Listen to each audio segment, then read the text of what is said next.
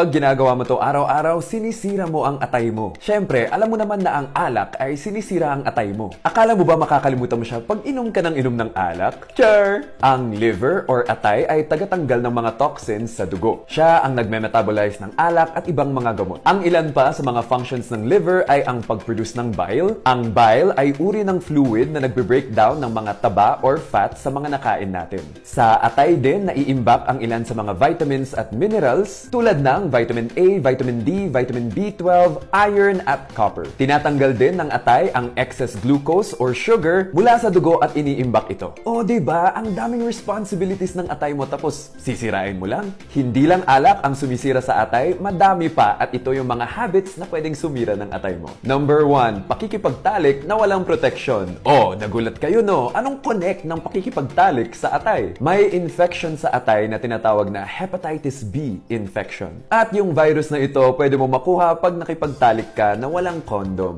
Ayon sa Center for Disease Control and Prevention, ang hepatitis B ay 50 to 100 times more infectious kumpara sa HIV. 50 to 100 times more infectious, ibig sabihin mas madaling kumalat ito. Meron bang vaccine para makaiwas sa hepatitis B? Yes, meron. Consult your doctor. Basta, ang hepatitis B makukuha ito pag na-expose ka sa dugo, semilya at iba pang bodily fluids na galing sa isang infected na tao. Since ang healthcare workers ay exposed sa iba't ibang bodily fluids everyday, kailangan talaga magpa-hepatitis B vaccine. Number 2, paracetamol overdose. Pag umiinom tayo ng paracetamol, i-metabolize ito ng liver natin. After ma-metabolize ito ng atay natin, may lumalabas na toxic substance mula sa paracetamol. Ang tawag sa toxin na ito ay NAPQI or N-acetyl-P-benzoquinone imine. Baka sabihin nyo, hala Doc, may toxin pala ang paracetamol pag na-metabolize ito ng liver natin, di wag na ako mag-paracetamol. Okay, wait lang. Kaya tayo merong therapeutic dose na tinatawag. Kaya tayo may limit sa pag-inom ng paracetamol.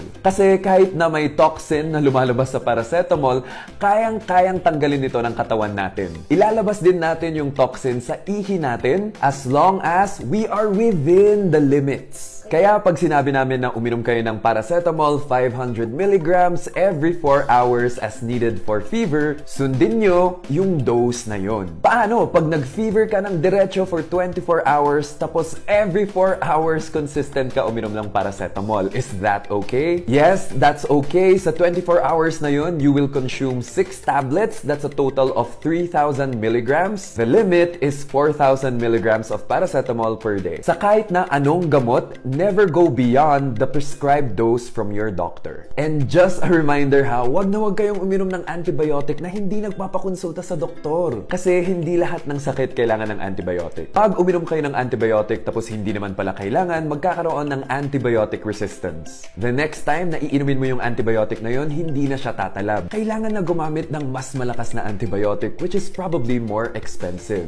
Kaya don't self-medicate. Moving on, sa next na sumisira sa atay ay number 3, araw-araw kang kumakain ng fast foods. Bakit kaya? Bakit kaya nakakasira to ng atay?